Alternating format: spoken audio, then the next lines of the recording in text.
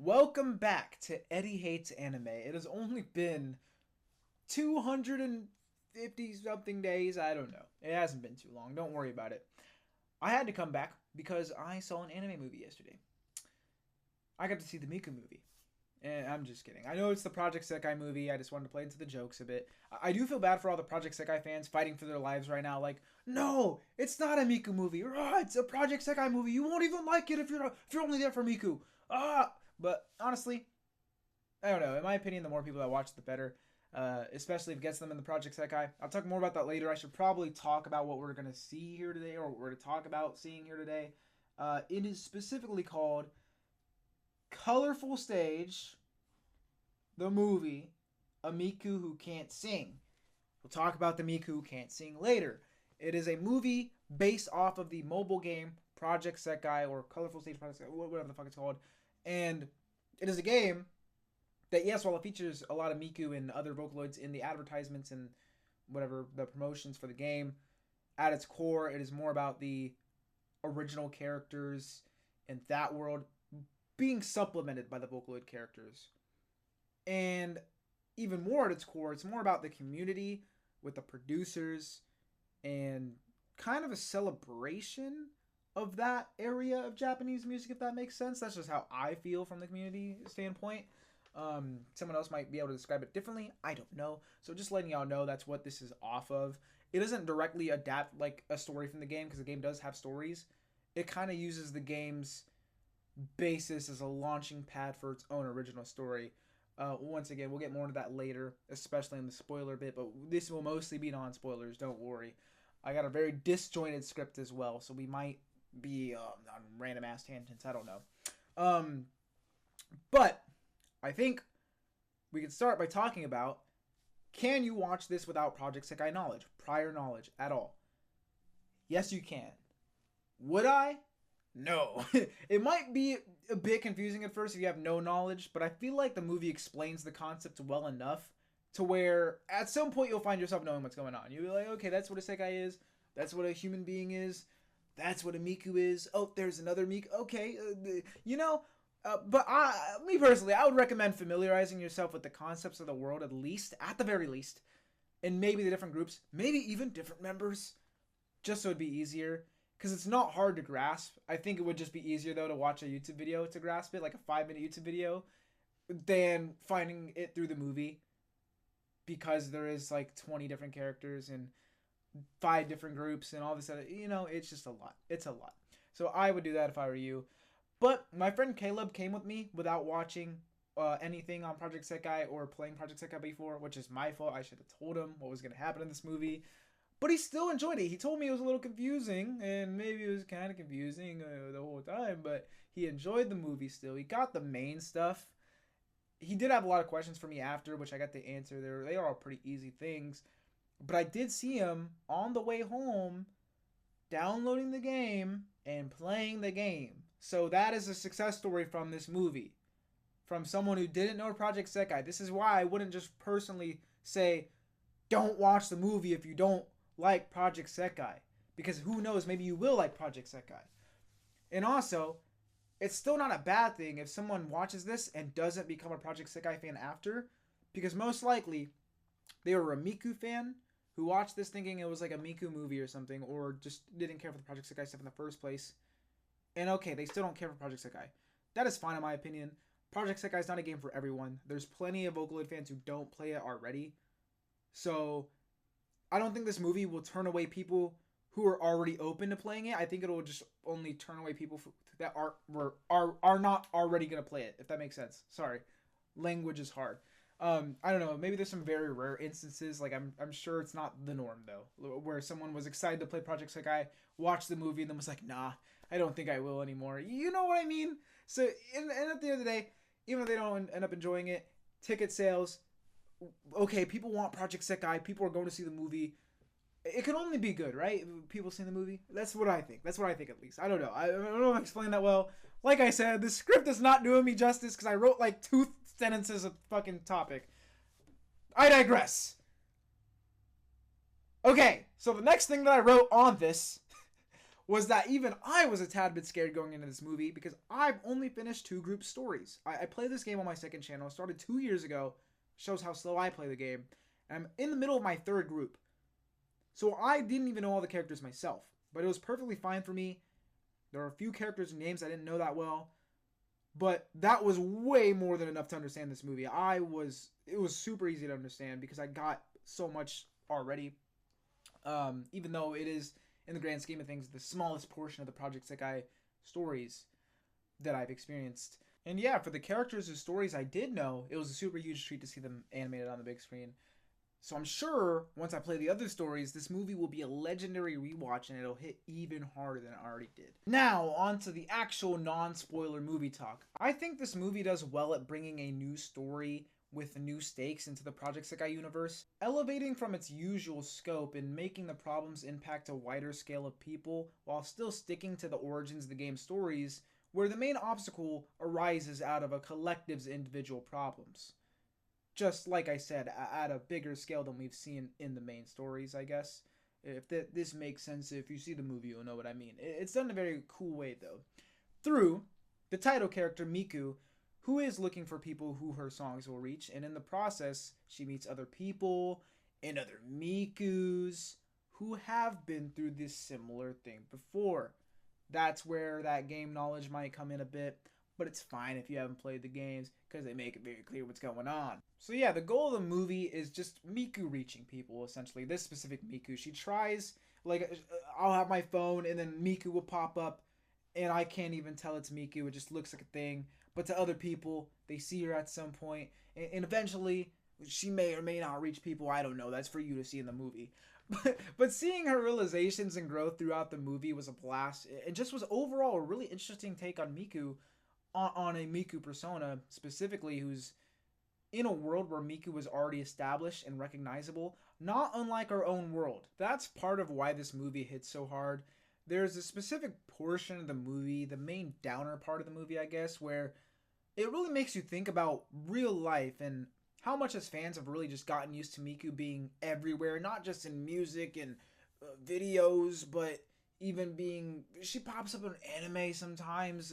She's been in manga. We see her on train station advertisements, the COVID ambassador, Domino's commercial, or Papa John, whatever the fuck it is. And we're just so used to that, and maybe even take it for granted at times. I know that I personally have seen Miku so much over the past few years that I couldn't even believe when I realized and thought about it. I was like, I went 16 years without knowing who she was. And that just feels so foreign to me. I feel like she's going to be here forever and has been here forever, which, I mean, yeah, she technically has been for most of my life. I just didn't realize it. But you know what I mean. But shame on me. I didn't know who she was for 16 years. Circling back into the film a bit, though, because I'm sure I'm turning off everyone from this movie by now. Y'all are like, this is a silly little Miku movie. Why are you going through an existential crisis? I don't know, man. I'll talk more about that later, though, and the specifics behind it. Back to what I was talking about earlier. I do think this movie does a really good job giving us a reason for this to be a movie. Sometimes you see movies off of pre-established works that don't add much to the potential of its stories and content, but this movie does feel like it has a worthy reason to exist due to its plot really shaking things up for me, at least.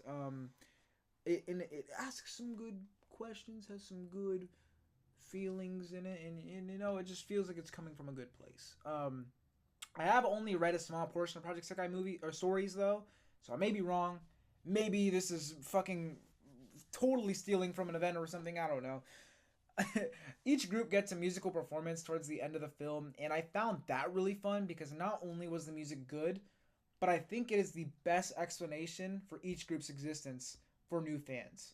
Because you're a new fan, you're watching this, you're seeing 20 different anime characters with different color hair and shit, and they just look like anime characters. You know what I mean? Like, there's like, oh, these are anime people. But you're not going to be able to connect with every single one of them by the end of the film. So I think it's almost easier because they treat, for the most part, the groups as their own characters, which you can make an argument that they already are. But for this movie, they really do that because probably the movie's runtime, you know, you can't really introduce that many characters fully.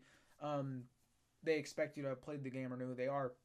So I think that through song, it's easier because the differences are so polarizing in song form in this specific instance and how they're used to portray the same message, stuff you'll find out in the movie, to where I think that helps you connect to the characters more than the rest of the movie almost. Or at least lets you learn more about them, maybe.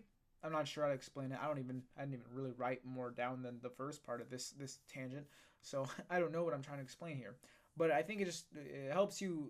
I don't know, man. It helps you fully connect to each group, because at that moment, for about a minute or two, without interruption, for each group, you can actually have a chance to kind of meet them and be like, okay, this is what makes this group special. This is what makes this group special. This is their vibe. That's how they do things. You know. So I thought that was really cool. And also, if you don't know who Etori Emu is, then you will be blessed to hear the words Wando Hoi multiple times. And when the sound waves hit your eardrums, you'll be like, oh my gosh, where has this been all my life? You're welcome in advance. Best part of the movie. Moving on. Animation was good. It's a movie, so I feel like when I do reviews, it's not really the most important part to mention. You kind of expect it as an audience, but whatever. I'll always take the chance to praise animators. W Animation, shout out to them. Gotta love the animators. They're very important. If you're looking for a bunch of non-Miku Vocaloid screen time in this movie, I advise you to not hold your breath, because there isn't much. However, seeing them on the big screen was also really awesome. And my boy Kaito has my favorite moment of the non-Mikus, so I'll leave it at that.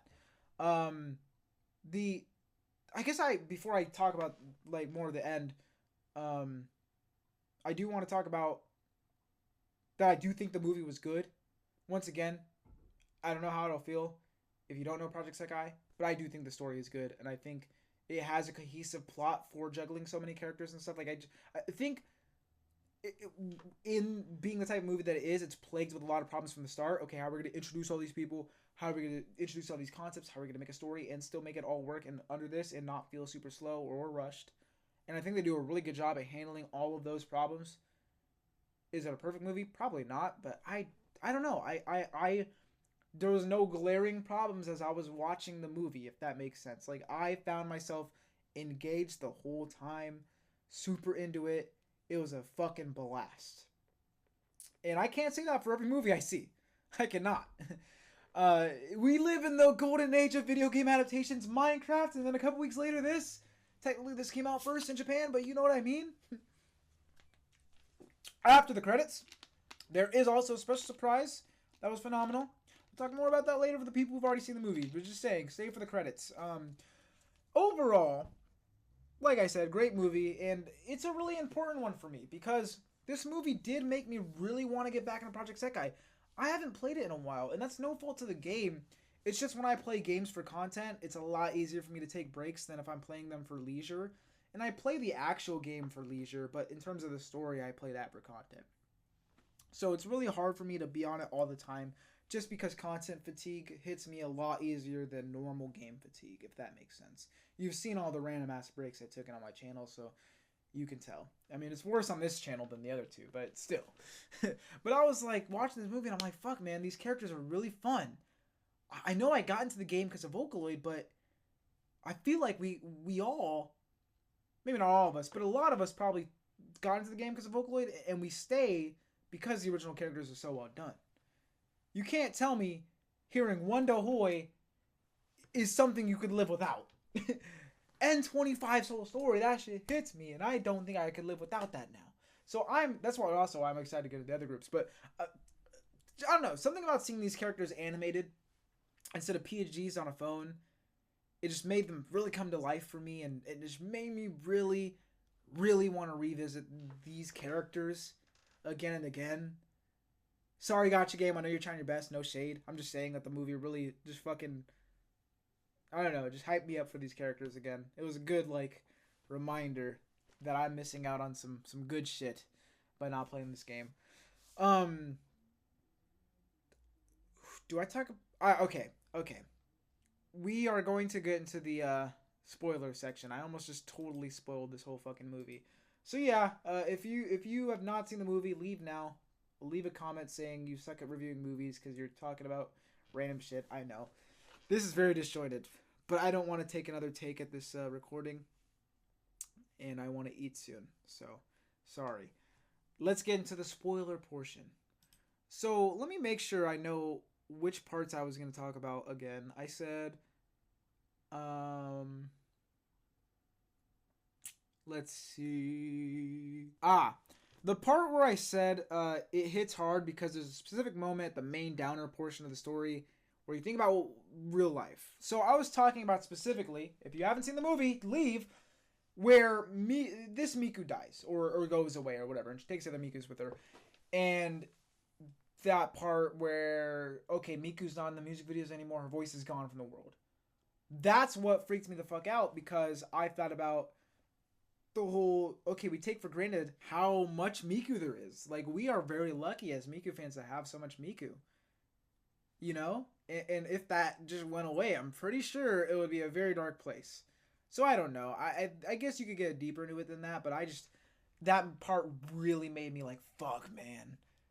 Miku means a lot to me.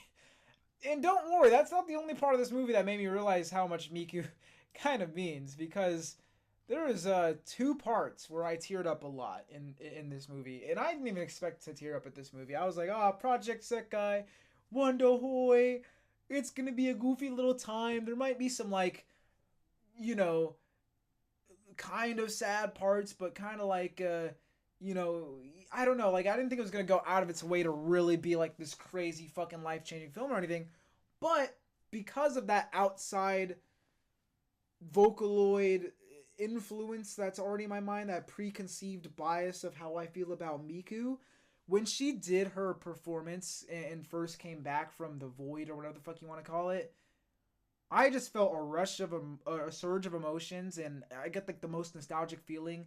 I was reminded why I love Miku, and maybe also just like the happiness to see her back. I don't know. I just started fucking tearing up, and I was like, oh shit, God damn it, this is so good. And I think it's because it's also combined with her singing, and just the type of song it was. It just really all hit at once. I can't.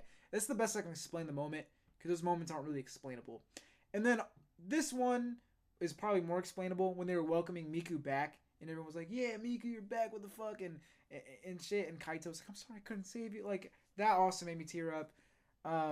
So this movie got me a little emotional, I must say, which I was not expecting for Project SEKAI, which I should, because the game stories have made me feel that way at times, where I'm like, damn, this shit's like really emotional. But I don't know, because I go into a movie like this thinking it's going to be the most surface level, because they're trying to juggle so many things at once, like I said earlier in the non-spoiler part, but I didn't think they'd hit it so well. They did such a good job at doing all that, which I already mentioned in the non-spoiler part. What else did I say I was going to talk about in the spoiler section?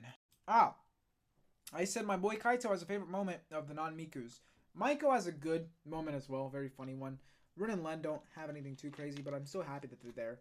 But Kaito trying to save Wonderland Showtime's Miku, failing and then welcoming her back later, like that moment where he fails at saving her was very, like, first off, using that Sekai to do it with all like the flying shit and all this stuff was such a smart decision in terms of, well, I don't know, I guess the other Sekais did it really well as well, like that whole thing and like the darkness of the scene and just the craziness in an otherwise, well, ground is not the right word, but we're so used to seeing them in the real world, and then the Sekai scenes is where shit gets crazy. I don't know.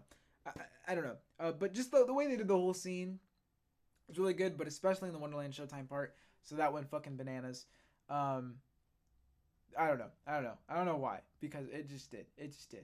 What else did I write? Oh, okay, here we go. Movie feels a bit meta, which is something I love, and I think that PRSK has a strong case to be able to wield that sort of thing because of its audience who actively engages with these characters in so many things, not just, oh, they see him in movies sometimes.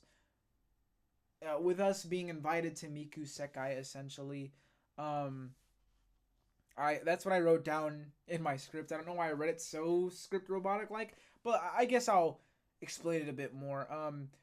Because yeah, when you go and see a normal movie that's not based off of something, you know, you don't have these attachments to the characters already. So maybe a meta message, unless it's like already the main point of the movie, might be a little cringe or not in the right place. But with something like this, where it is so community based, so such a strong fan base after all these years, I think, and with it being something like Miku, who is kind of meta in herself. Like, you can very easily do a meta thing and no Facebook. I'm started saying that, like, you know how people go no Diddy or like pause or something. If I start saying meta, be like no Facebook. That's not what I mean. But yeah, I don't know. I think that was done really well. Leo Need were definitely the protagonists of this movie, but the screen time is fine. And Ichika definitely works as the main character for this movie. Is she the main character of Project Sekai essentially? I don't know. I don't know how they treat it, but yeah. Next thing I wrote was the tear up thing, but I already talked about that. At the end of the movie, they have these cross unit character interactions kind of happening more. I thought that was fucking awesome. I haven't played that much of the game, but let me know. Do they have that happen a lot more in like the events and stuff later? Because I know after the main stories, I'm gonna read all the event ones. Or is this just a thing that doesn't really happen and it's kind of like the movie? Because if it's only in the movie, I hope this sets a precedent for it to happen more in the actual game. Because I don't know timeline wise if this is like a, you know, like a Dragon Ball movie type of thing where, okay, you know where it takes place in the main timeline, but that doesn't mean it's canon to the main timeline type of thing. You know what I mean? Either way, it doesn't matter. I'm not looking at Project Sekai for canon. It's just interesting to me because I think there's so much potential. And I was so fucking like sad that they couldn't see each other in Miku Sekai. But it makes sense. It was sort of like, well, they did it. I just want to see them interact, damn it. Because there's already a lot of crossover between the groups. There's siblings, friends, and shit. Just fucking see it. And then, last thing I want to talk about was after the movie, my first Vocaloid concert. Woo! There was one person with light sticks right in front of me, giving me epilepsy the whole time. But I appreciated it because I don't know, the hype was real. I didn't know that was gonna happen after the movie. Otherwise, I would have fucking brought some light sticks or something. I'd leased my phone, or like, I don't know, I would have fucking burned my hands together so hard a fire would have started, and oof, you know, I don't know. But that was awesome. Very cool. And yeah, very terrible video. But I just wanted to talk about this movie. And this had to be the unfortunate channel to get my first movie review in a fucking minute back. So sorry about that, but I do really like this movie. I would even say I love this movie, and I think everyone should watch it. I'm sure Project Sekai, like diehard fans, appreciated it more than me, but I still appreciated it quite a bit. And the Miku fan of me, that's like, there's the Project Sekai fan of me, and then there's the Miku fan of me. The Miku fan of me also really fucking enjoyed it. So big W. Subscribe and comment and like and shit. And I'm out. Goodbye. Peace.